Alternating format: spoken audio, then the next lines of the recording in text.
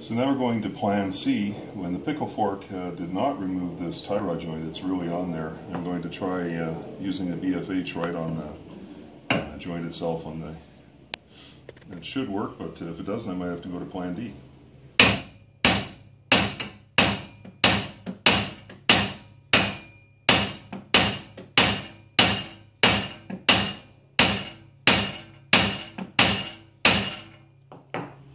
Well, it is going to have to be plan D. I'll figure out what that is. Okay, so I had to get serious with that big hammer and hit it with a little more authority. And once I did with the pickle fork, this popped off. But that was a tough one, and it shows that the pickle fork's a great tool. But I had to really whack it with that hammer. So I've loosened the lock nut on the outer tie rod end. I'll just remove it. It's on there a long way, so it'll take a second. One thing nice with the rust on here is that I'll know exactly where it was if I want to try to recreate that later. Take the lock nut off, and then I'm going to pull this boot that's covering the inner tie rod end. I'm going to pull the boot down. It's got a little nylon holder right there, but I know from doing the other side that if you pull on it, it'll come out. A second here. So I'll pull on this end, and it'll come right off like so.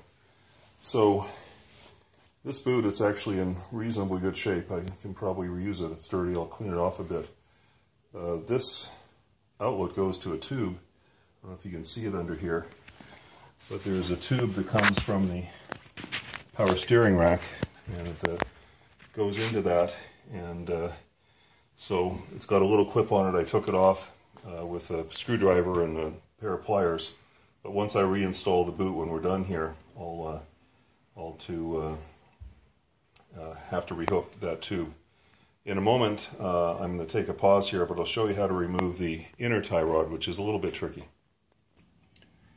Okay, so getting the inner rod out is not too bad, but a couple of small tricks. One is it's got this locking washer with these tabs that were bent over two sides.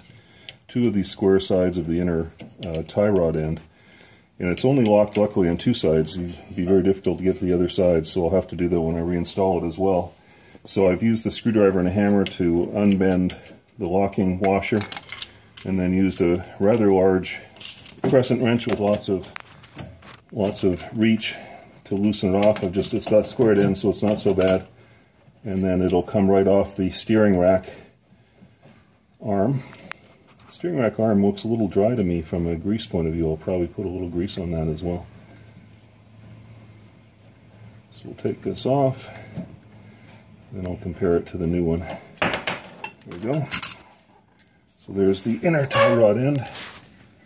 It moves around very easily. I think it might be okay, but for $2.50 I'll replace it. And